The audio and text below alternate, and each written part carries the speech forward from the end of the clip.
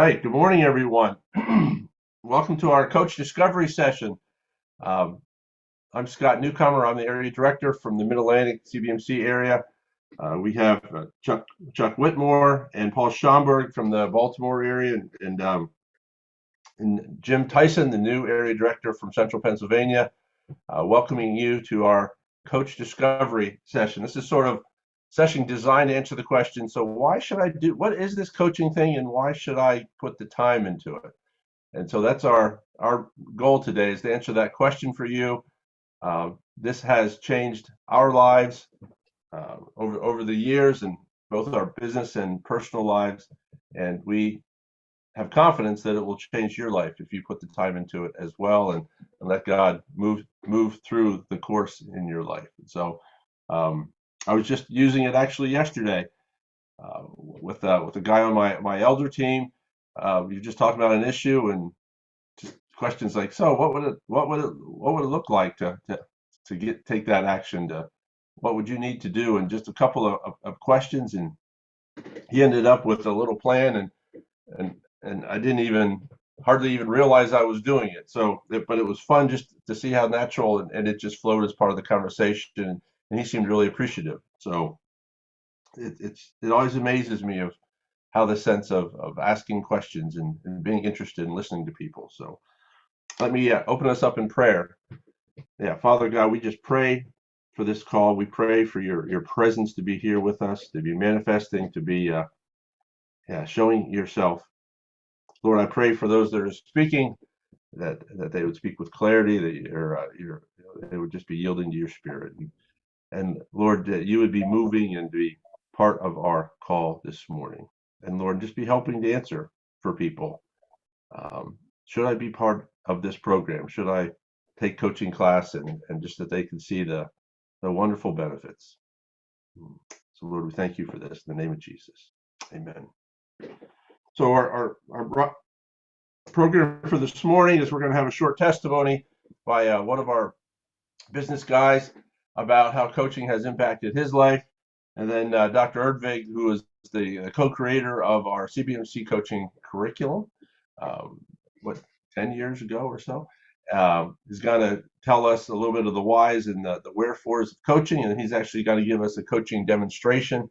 And so that should be fun to see that all coming about. So, and then Chuck Whitmore is going to wrap us up in telling what this class looks like, and some of the registration dynamics and how it all works together, because it really is not really a class, it's more of a course, and it's very interactive, and so I find that's things that stick well are interactive in my world. So let me introduce Rob Korkuch.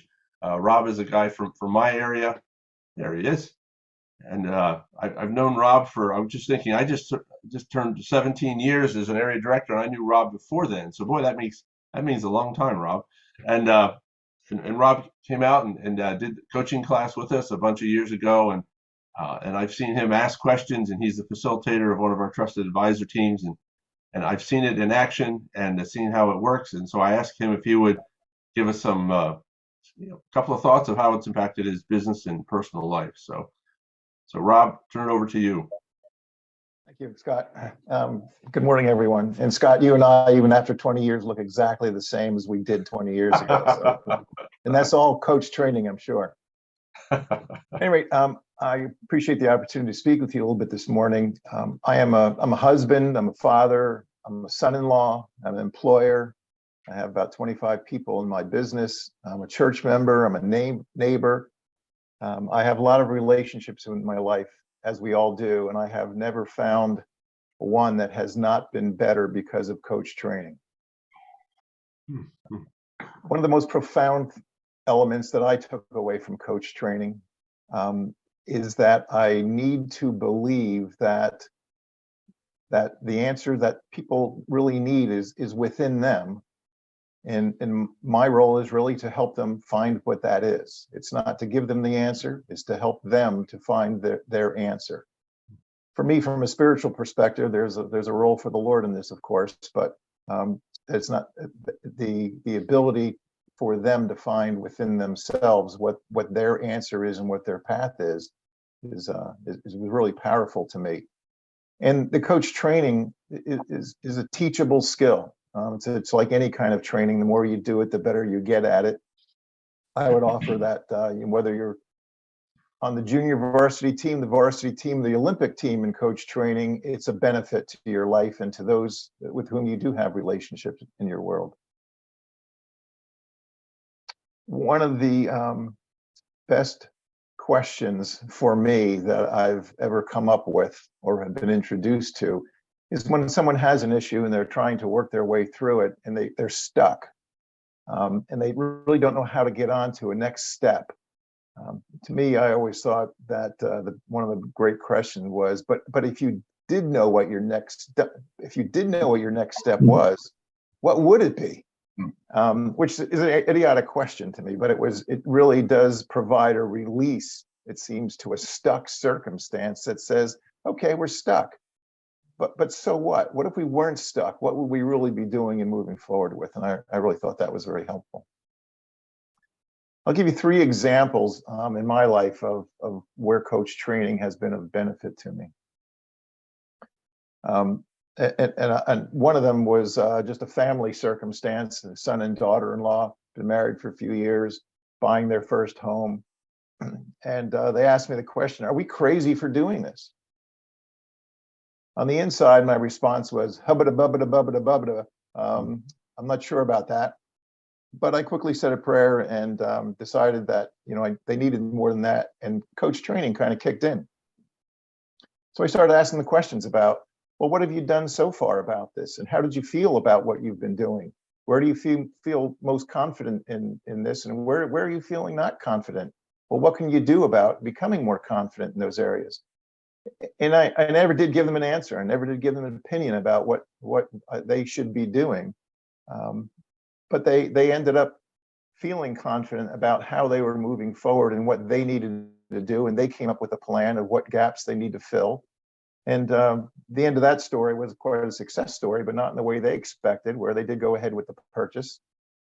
It was to build a new townhouse in Philadelphia. The developer, instead of delivering it in 6 months, took 2 years. Tried for that whole period of time to get them out of the deal because prices were escalating quickly. They eventually did close. In the meantime, they commuted a long distance for all that period of time, but they sold it 2 years later, doubled their money, and it was quite a story, but the path was also very important to them. And I was glad to be able to not give them an answer, but give them some confidence. The second circumstance was a very good friend of mine who was having difficulty in relating to me, difficulties with his boss. He had a good relationship with his boss, but just felt as if she was going out of her way to frustrate his work in some way, which didn't make any sense to me. But, again, I didn't offer him an opinion, didn't just asked him one question, which was, do you think your boss is purposefully out to make your life frustrating and less productive? And that led him on his own path of thinking that, well, that doesn't make any sense. Why would she be doing that? He approached his boss. They had the conversation. She was horrified that he would even be thinking that and didn't understand that what she was doing was complicating to his ability to perform. And life went on very easily. And from my one question, he formed what his path needed to be. He executed it. And when I asked him about it later, I said, how did it work out? And he said, you were right on the money. And I was like, well, I wasn't on anybody's money. I mean, it was a question that you came up with and you asked. And so it was another success story, all from my coach training. Another one, last example, is kind of a more serious example. It's a business matter relating to employer-employee relationship, in which there's a lot of legalities around that. I had an employee who was underperforming, and he was a brother, fellow Christian believer, but it just was not working out. He was not being able to be. We were questioning his productivity and also just the quality of his work. And I'm an engineer. I have an engineering company, and obviously we have to get the answers right. and we were really questioning that. So we went through a more formal process, which really is based on coach training, but it was a performance review process that set up identifying what he thought the issues were, what we as an employer thought the issues were as well. What was his plan, though, to address those in attempts to resolve them? And we struck up formal meeting timeframes every week, with a review every week and a formal review every 3 months. And after a period of 6 months, he elected to separate himself from the company, which was a win-win, confident. But it was, again, relying on my coach training to be able to allow that process, to see the value of that process. For him personally, we had a great investment of time in him, and so we did not want to see him fail. We wanted to see him succeed. But even if he wasn't going to succeed for us, we were interested in him succeeding for himself. And we identified some circumstances where his communications capabilities, the speaking capabilities were not where they needed to be. His writing capabilities were not where they needed to be, even though his technical capabilities seemed to be good. But we even came to question those in the end as well. But again, it was because of my coaching training and belief that I wanted what was best for these individuals in all of these circumstances. It wasn't about me, it was about them and what their plan needed to be for themselves. That really was most profound and important to me.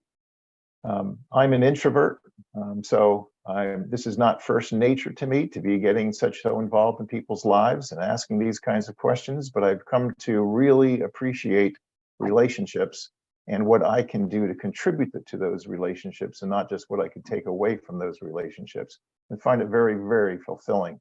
And I would strongly endorse going through coach training, whether it you become a varsity athlete or an Olympian. I'm neither, but I find it every day to be very useful in relationships with other people and beneficial to them and to me.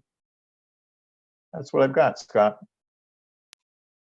Wow, thank you so much, Rob. Those were great stories, and I think we all can relate to at least one of them, and that being in that place of not quite sure how to answer a question. You realize you're a little flat-footed, and then that coaching kicks in and says, "Well, just ask a question, and then just see what happens." So, well, great. So at this point, I'm going to turn it over to Dr. Erdvig, and he's going to tell us a little bit more about coaching and some of the scriptural roots of coaching, and demonstrate it for us. And so he's going to be having a coaching interaction with Jim Tyson, who, those that don't know him, he's the new area director for Central Pennsylvania. And so we're really glad to have him on board, new as in January 1st. And so make sure you're thinking warm, loving thoughts about our brother Jim as he's into his new adventures. Well, thank you, Scott. And I think we should give warm, loving thoughts to everyone on the call, not just Jim, but I understand what you're saying there. We welcome Jim to the team and really excited about what God's going to do there in that area of Pennsylvania. And I want to personally thank Rob. I mean, my goodness, can you pack that up and go on the road with me? Because that testimony was so compelling. And I would say, and I think we all understand this, maybe you even admitted 2 areas, maybe 3 areas where you would have been an unlikely developer of the coaching principles in your life. Number 1, you said you're an introvert. A lot of people think, "Oh, I'm an introvert. This isn't for me." But you have well shown us that any personality style can embrace some of these skills. Not only that, but you're an engineer. Now, engineers sometimes get a bad rap. We think that they're all about numbers and outcomes and deliverables. And yet you are showing through your work, both with family members and employees, as you shared, you're showing that even in an industry, even a profession that is highly focused on precision and right answers, you still have a God-given responsibility to actually develop the people that you're leading and interact with them in a way that they flourish under your leadership. And that transcends every industry, every area. And then finally, you're a leader. And I find that leaders often have this feeling, and I love being able to do this right here because I do have a really big book behind me.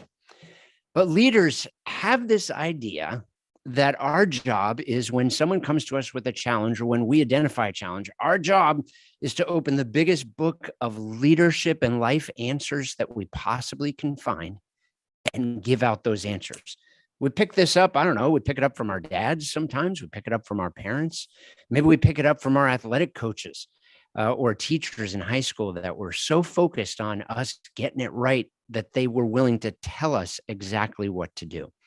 Maybe it's just human nature, feeling like we need to have all the answers, but coaching is exactly what Rob just demonstrated for us. Coaching as a leadership skill or leadership discipline is about taking that idea of always having the right answers and flipping it on its head and saying, wait a minute, maybe I should think about having the right questions. So that's what we're going to talk about just real briefly this morning. We have about 15 minutes where I can share some ideas and thoughts and kind of help maybe you process through whether this would be a good decision for you to join in this training by giving you some of the training. But then Jim and I are going to work in a coaching conversation here in the last several minutes of the call. And so you'll get to see it. Some of the things that Rob said, hopefully you'll see in my conversation with Jim. And I just want to open up with this great quote that I just heard about, I don't know, was it 10 minutes ago from Rob? He said this: I was glad to not give them an answer, but instead give them confidence. Wow. That's what coaching's all about. And I think about my week. And in fact, it's really ironic. Some of these notes I wrote about 2 years ago, and they're so relevant to today because I asked this question of myself: what did I do this week? So I just listed what I did this week. I'm a leader, a head of a school in Delaware. I live in Pennsylvania, but I live in Delaware, head of a school, 425 students, 65, 70 employees, lots of direct reports, just like all of you, kind of in the throes, the thick and thin of organizational leadership every day, from sun up to sundown. So I thought about this week, and the same things I wrote down a couple of years ago are exactly what happened this week. I'm just going to tell you what they were, just so you know what I do every day. And I think you're going to find these are similar. I had 5 one-on-ones with direct reports, a 2-hour executive team meeting, a finance committee meeting, interview with possible new team member. I led one all-employee meeting. I had breakfast with my board chair and vice chair. I had breakfast with another board member too this week. And I had a few difficult conversations. In fact, this week I had more than just a few difficult conversations, processing through challenges. I had countless other conversations. I was met in the hallway. I was met in the lunchroom. I was sitting in the lunchroom this week, and someone came in. You don't mind if we talk for a few minutes, right? And I look up from my delicious lunch and I say, no, of course not. I don't mind talking this week. My week was jam-packed full of conversations and relationships. Now, like I said, some of these I wrote a couple of years ago, and it's exactly the same this week, where most of my time, and yeah, I do spend a lot of time working on mission critical initiatives and producing paperwork and making big, important decisions. But you know what? If you were to track the vast majority of my time as a leader, it would be in relationships. So my goodness, if I need to improve, or if I need to really focus on an area of leadership that's going to deliver the most results in the big picture, just look at what I spend most of my time doing. And I'd say most of us in any kind of organizational leadership or in our homes, the most time we spend is actually interacting with the amazing people that God has entrusted to our care. And that's really the heart of leadership coaching. Being a coaching leader is looking at the people that God has entrusted you and saying, you know, not as I'm driving to work in the morning, okay, I got all these tasks to do. How can I use the people on my team to fulfill those tasks? No, that's not what God's called us to, although those tasks are very important. The visions of our missions are absolutely important. But here's the question I think God would have us ask on the way to work in the morning, or on the way from your bedroom to the breakfast table in the morning. This question would turn that other question kind of on its head. And it would be to say, God, you've given me all these people to love, to care for, to help to flourish, to help become all you've called them to be, whether they're Christian or not. How can I use the task and mission of my organization to do that? And that's the heart of being a coaching leader. And I'll give you a little teaser here. here's the teaser. Here's kind of where we're headed with this is hopefully to spark in you an understanding and a desire to grow in your competencies with the people you're leading in terms of how you develop them. In fact, for me, I would say the number one most important principle I've learned about leadership is not coaching. I have to admit that. It's about looking to scripture for direction on every decision and fervently praying through my day, both during my day and before my day. So that's number one. And I would never want to supplant that as being a genuine Christian leader. But I would say right behind that, more than learning how to vision cast, more than learning how to produce really good documents and policies, more than learning some of the administrative sides of leadership, all of which are important, but they are beneath understanding that God's in control and I pursue him through prayer and scripture. The very next one would be learning the coaching skills. Now, where did I learn these coaching skills? Because I did not just naturally do some of these things, although maybe my personality is a little bit more inclined to have that kind of approach with people. But here's what happened with me in the mid 2000s. I'm a young adult still, really. I'm in my 30s. I had a lot of responsibilities as a leader, both in church leadership and business leadership. And I found that I hit a wall in my leadership. I felt like I knew how to develop others kind of intuitively. Again, that was kind of part of who I was, but I didn't have a system to do it. And I didn't have specific identifiable disciplines that I could hone in order to become better at it. I just kind of like shot from the hip and did what I thought was good and had some moderate success. But during that time, as I was taking my master's degree, I became exposed to this idea really in the early days of Christian coaching as a profession and as a discipline in the mid 2000s. Came upon this quantifiable, replicable, and that is so key, replicable system for learning how to work with people. Now, when I say system, I do not mean some starchy, artificial framework that you push on yourself, but rather a replicable system that you can then in turn give to others to really be focused on developing people in our leadership. So I didn't have that framework or process, and I became trained as a leadership coach, became trained as a leadership coach trainer, ended up doing that full-time as a profession for a number of years, and just found the incredible power of this coaching mindset that when Rob was talking about it, he made it sound easy. I mean, Rob just kind of flowed in and out of conversations. He made it sound easy. Scott made it sound easy. When he said yesterday, he didn't even realize what he was doing before he found himself coaching. Well, just like any other sport or any other discipline that we learn, in the beginning, it's hard, but ultimately the goal is that it becomes naturally part of who we are so that those disciplines and those skills just naturally are expressed in our lives. And that's what this training program can help us to do. So pull back again and think about leaders. I think there are some leaders who simply lead others. In other words, they know where to go and they say, okay, guys, we're going there. Everybody follows them and they get there. Others help others to grow and develop. And I hinted at that a little bit before as they go to where they're going. And then others are really focused on helping others to help others. Now, if you've been around the church and specifically maybe around CBMC, you know that 2 Timothy 2:2 is a critical verse for us to understand our call as leaders in the kingdom of God.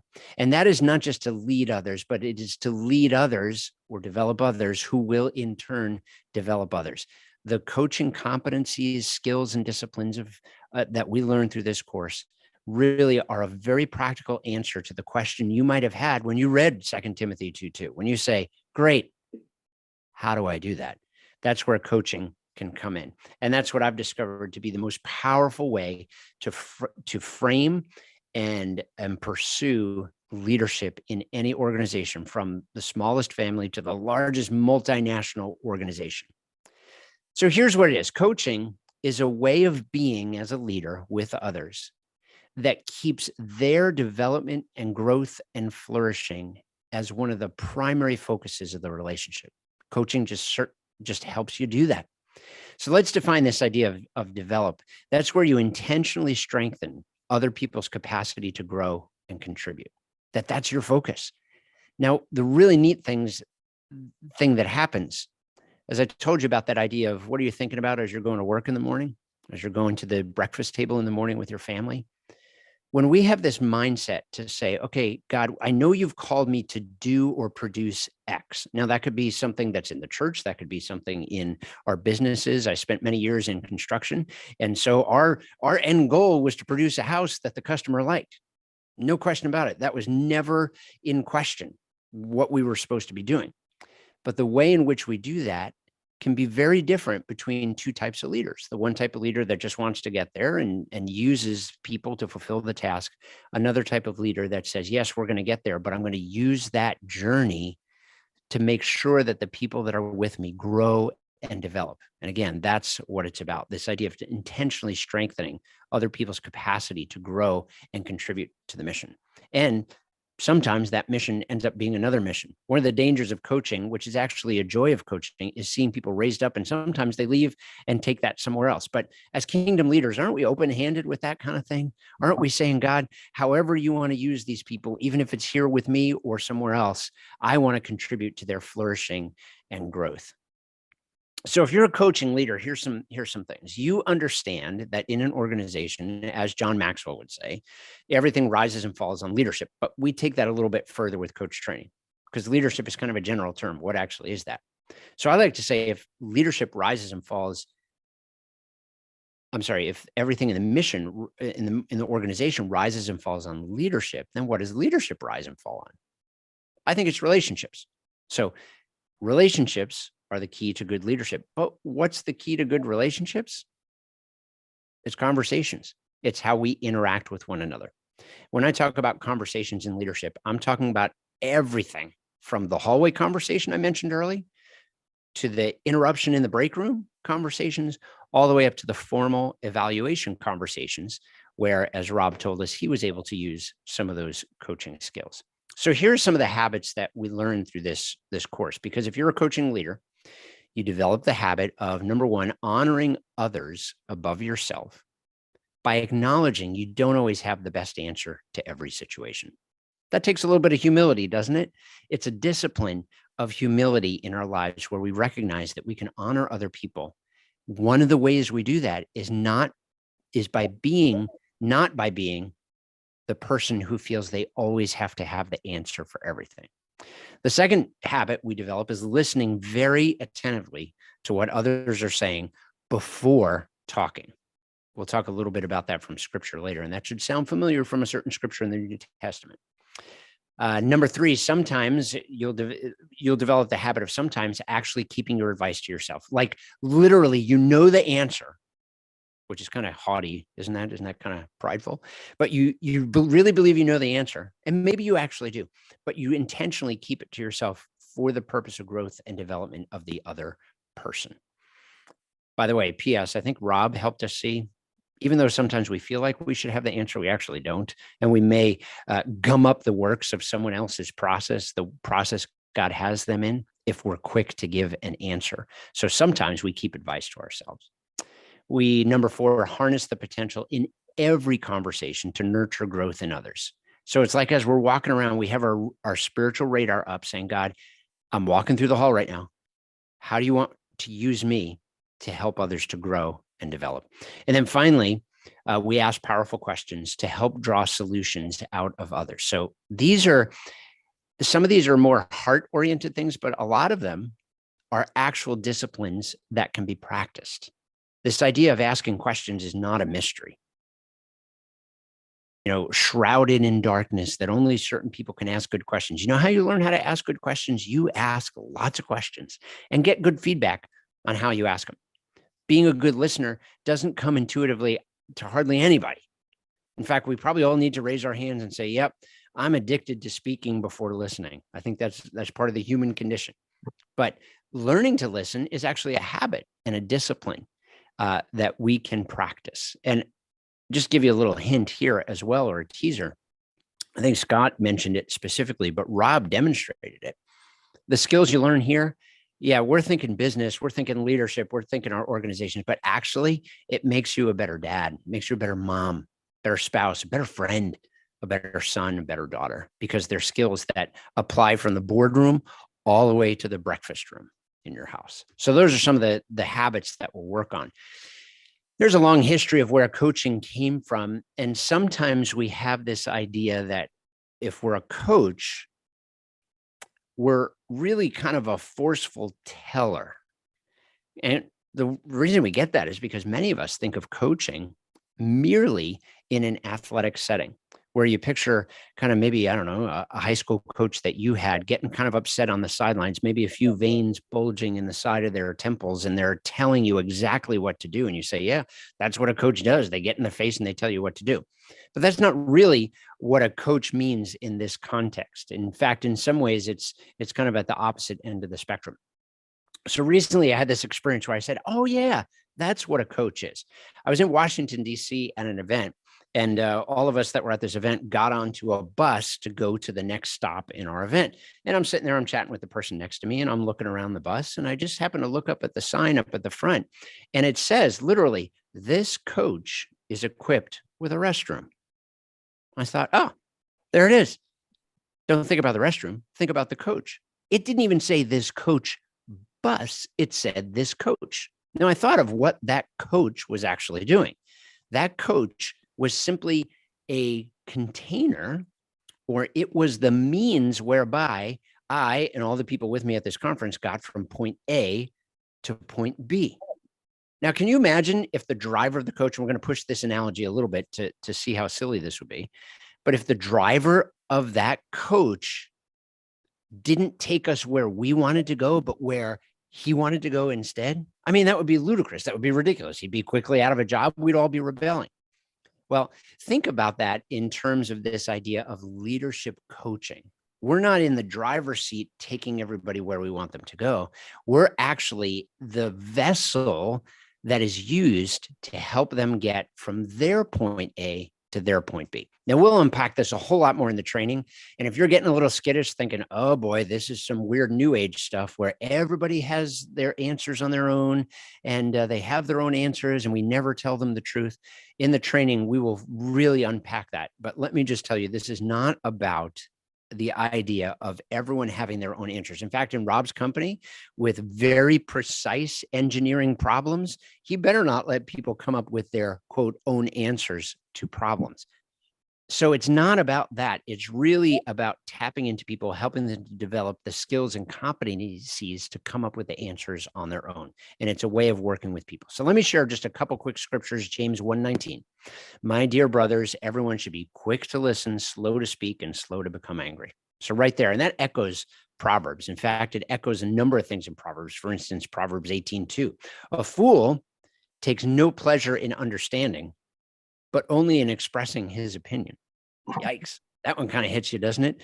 If you love expressing your opinion, and instead of taking joy and pleasure in listening, Proverbs calls us fools.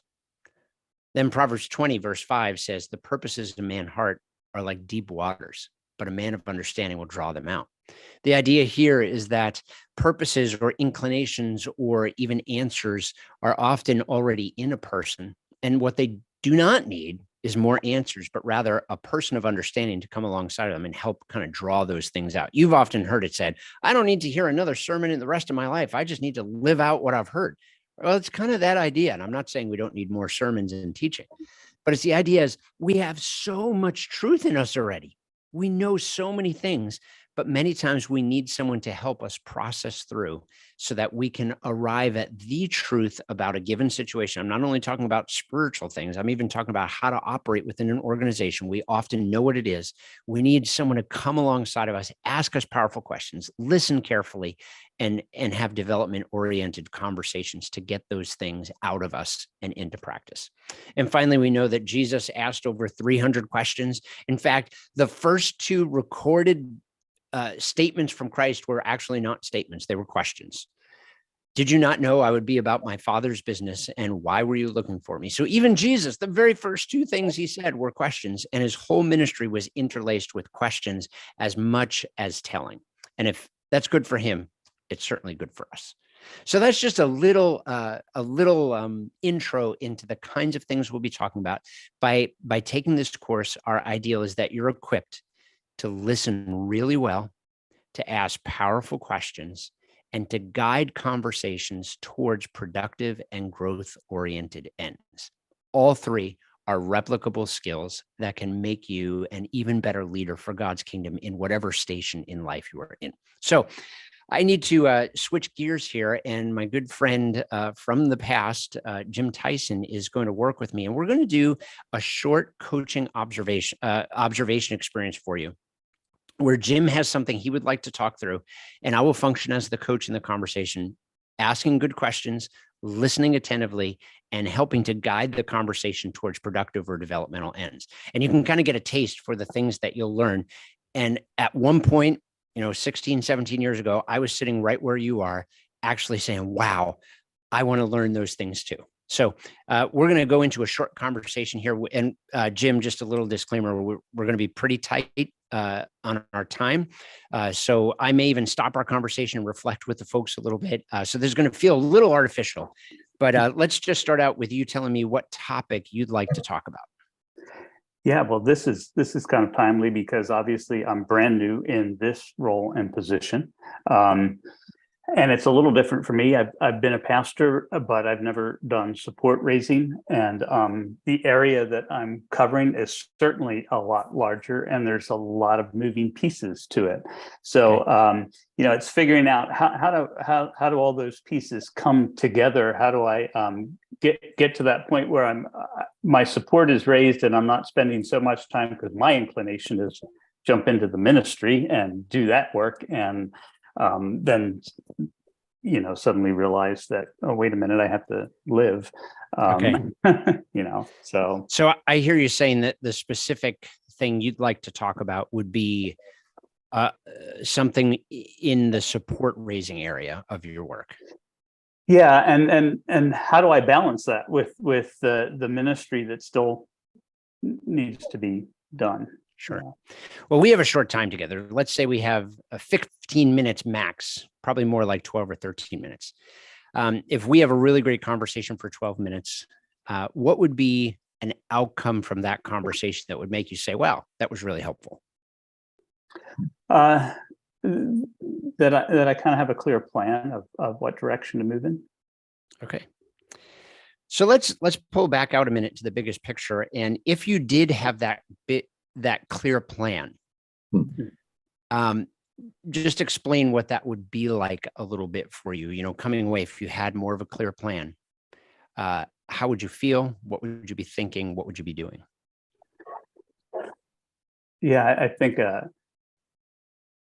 feeling, probably the first thing that comes to mind is a piece that, okay, there's a lot to do, but at least there's a direction. So I know where I'm headed. There's some clarity there. And organizing my time in such a way that I can accomplish and prioritize what I need to do to get to the end of that plan. So I'm hearing two things. One would be you'd have a sense of peace. Your time or priorities would be organized. Right. Is there anything else that might describe how you would be if this was all nailed down already? I guess if I'm just thinking of myself, I'd feel that I was moving in and doing what the Lord wanted me to do. That I'm not just out there on my own. That this is, okay. And maybe that comes with part of the peace aspect too. They kind of go hand in hand. So that's great. So I got those kind of three concepts: peace, and maybe a subset of that, but we can call that a separate one, would be just a sense of moving in God's direction, and then a sense that you're organized and focused in your time. That would be accurate? Yep. All right. Now, if you think about that and that ideal, how far away are you from that now? If that's point B and we're getting in the coach at point A, where's point A? Yeah. Kind of really right at the beginning, because I still need to finalize some of the stuff with the numbers I need to look at for the fundraising part, but or support part, but then also get a real good handle of everybody that's involved in the current teams that are here, and what they're kind of looking to do, where they're at, and how we can work to move things forward and continue to touch lives. It's interesting. You added, Jim, the idea of the people component that you hadn't talked about before. So would it be reasonable to add some element of kind of the goal being that you have a grip on who the people are and what their role is and their status? Yeah, for sure. Because to be honest, the mechanics part of it is like, that's the least interesting for me. It's the interaction with people and seeing what happens there and watching people grow. That's kind of really the heart of. That's why my tendency would be to do the ministry, whether everything else was there or not. Yeah, yeah. Well, I think that's really neat that came up. That the people alignment and knowledge is also part of that ideal that you want to be at, where not only do you have peace, not only are you organizing time and priorities, not only do you feel like you're moving forward on a path with God, but actually the people component is in alignment, and you can feel good about that as well. Right. Is that accurate? Yeah, yes. That's great. Yep. So again, if we go back to this idea of, if that's point B, which I think is a really great future, where are you now? And maybe for the sake of time, we could just kind of home in on maybe one of those elements. And you did first bring up the idea of fundraising. So is that high priority, or is the people alignment higher priority? Where would you say the highest priority is? Yeah, the fundraising probably was top of my mind because I just came back from the fundraising boot camp. So that's and there's some stuff pounded into my brain there, but my heart puts the people alignment first, meeting everybody, seeing where everybody's at, getting to know everybody, and beginning to develop those relationships and such. So. Well, man, I wish we had more time, because this coaching conversation really is ripe to explore a lot of different areas. But again, for the sake of time, and I confess to everyone, I'm being a little structured here, more than I would want to if we had, half an hour, 45 minutes to talk. If you were to just describe in the most succinct way possible where you're at with having a grip on the financial support raising, where is point A for just the fundraising piece? Yeah, that would be at the very beginning. I have somewhat of an idea of budget needs. I have already set up some appointments to begin talking to people about that support. So it would be at the very forefront of that, fore end of that. Yeah. Mm-hmm. Now, if we were to together brainstorm some options for very specific things you could do in the next kind of foreseeable future to move you from this place of kind of having some budget needs and some appointments to real clarity and kind of running on all cylinders for the support piece, what are some things that you could do, action steps you could take to move you a little bit closer to point B? Right. Well, one thing is obviously talk to Tony, who was the former director here, to get an idea of what the ministry budget was that he worked with. Okay, so one is talk to Tony. What else? Right. I already sat down and looked at the clear picture of what our personal financial needs are. So that's there, but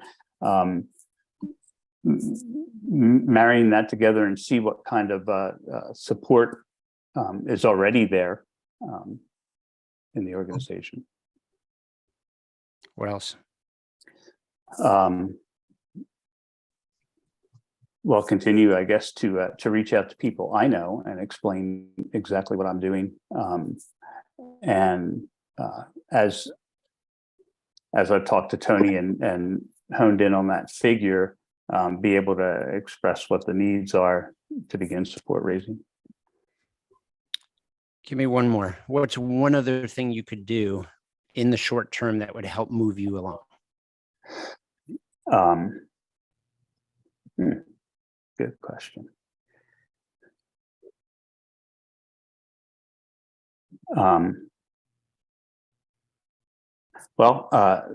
Certainly reach out to folks that are already within the CBMC groups and ask them for some help and support in what's going on, what I'm doing. Quick question for clarity. How well do you know Tony? Not super well, but he and I are actually getting together next week. So okay. Because another way I might ask this question is, if Tony was right here, what advice would he give you on the support piece? What do you think he would say as a next step, as something to do? If he was going to add something to our list, what would he add?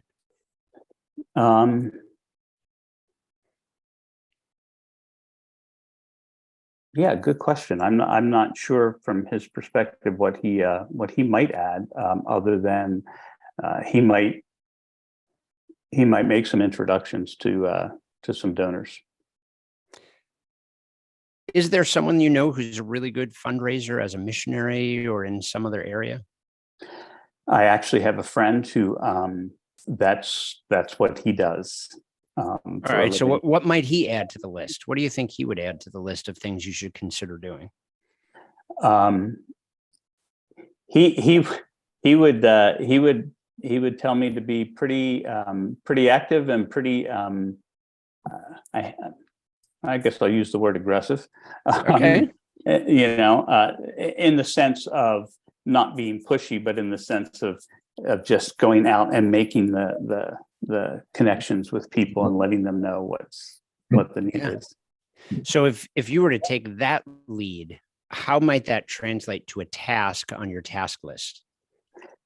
Yeah, that would probably end up putting it as a top priority to make calls and get in front of people, to do it as quickly as possible and shorten the time that's needed to do so that. Without identifying who you would call, are you able to think in your mind of that first person you should call to be active and aggressive with? Yes. When do you think you might call them or contact them? Yeah. I can actually do that first thing Monday. All right.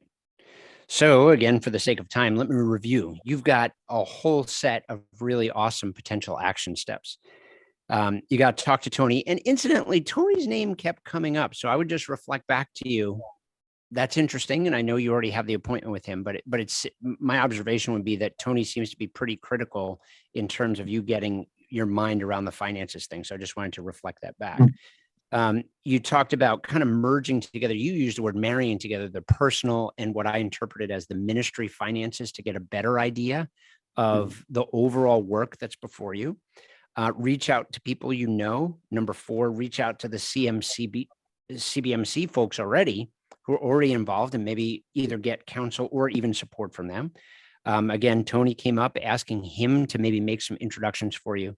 And then as we homed in a little bit further to try to really get to an action step, there was actually someone that popped into your mind that you could take that first step with on Monday to reach out to them. So of all these great ideas that you have come up with and that we work together collaboratively to develop, what's the one that you know you can commit to here as we leave this call? Yeah, I can definitely commit to doing the phone call. Yeah. The last one we talked about. Yeah, the phone call and the meeting with Tony, obviously, because that's already there. Yeah. So meet with Tony and make that one cold call or whatever to that one person that you can talk to. Right. Well, great. All right, we're going to press pause there. And thank you so much, Jim, for tolerating my hard driving coaching approach, which is a little bit more hard driving than it normally would be, just for the sake of illustration. And I hope you folks enjoyed, honestly, Jim's vulnerability. Jim being willing to walk with us through this process. I know for me, I savor the times when someone can't answer a question quickly. And I hope you all saw that. There was a couple times where it was like, kind of, and he'd fill the dead air with, oh, that's a good question. That's always a good sign that you're really starting to get to a good place. And Jim, I was desperately hoping you were going to say, I don't know. I can't think of anything. Because then I would have pulled out Rob's question, which would have been, yeah, I hear you saying you can't think of anything, but if you could, what would it be? And everybody would have laughed. You would have laughed. And guess what? You would have come up with another great idea. So I hope you all saw in action things that I was doing. This is not magical. This is not, oh, Roger's amazing. Absolutely nothing to do with that. I did 3 important things, and there were some subsets of these, more nuances to these that we'll talk about in the training. But number 1, I listened carefully. Man, I was all about Jim right now. I was working real hard not to think anything else. I was working to shut off those conversations in my head and focus solely on what he was saying. So I listened attentively. Number 2, I worked hard to ask him good questions. Hopefully you didn't hear me give him advice at all, but rather ask good questions that helped him come up with solutions. And then the third thing I did, and here's a little cheat sheet. I'll show it to you. Okay, you can kind of see it there.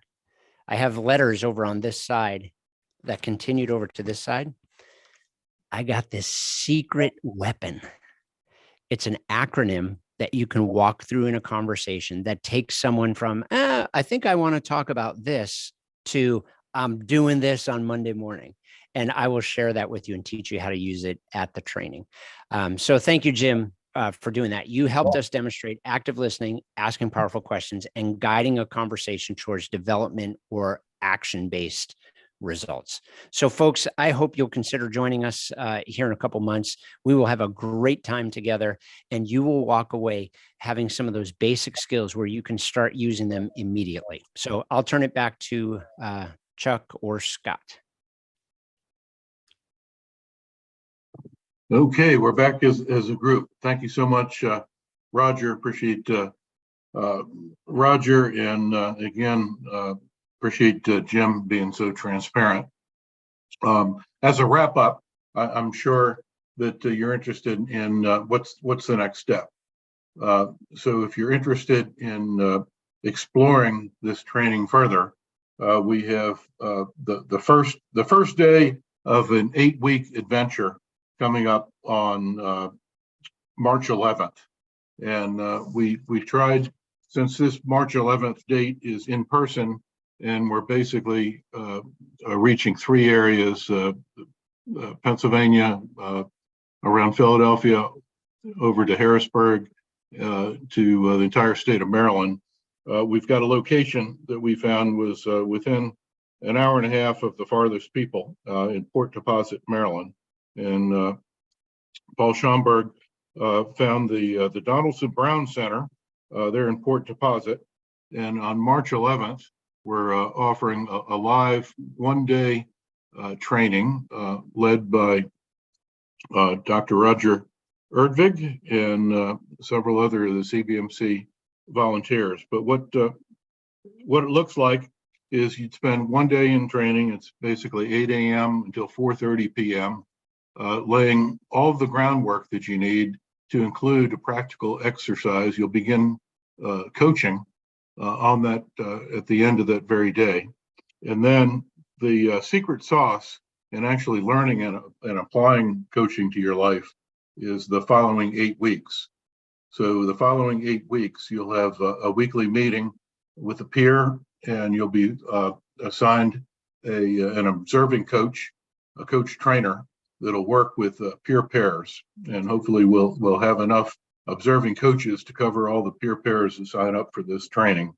And it'll be about a 90-minute call once a week, where you go over the training material. You'll be required to read a couple chapters in our textbook, Christian Coaching by Tony Stolfus, probably the best textbook that we've found. And if you sign up for the training, you'll be provided with that textbook. When you show up in person, you'll be provided with a workbook with the breakout sessions of what you're going to be doing for the following 8 weeks. I've been involved with this coach training since we brought it to CBMC, so I guess it's been probably 10, 12, maybe 15 years. Time flies when you get old. I benefit every time I go through it. So this coach training has impacted my conversations that I have with my wife. As a matter of fact, that's the reason that I initially took the coach training, is I realized that I needed to be a better listener to my wife. And if she would be within earshot, she would tell you that I still need to work on that. So I'm a work in progress. But my wife, my adult children, my ministry contacts, I've heard testimonies of people saying what impact it's had in their business. If they're in sales, people are amazed when you start valuing them as a human being and listening to them.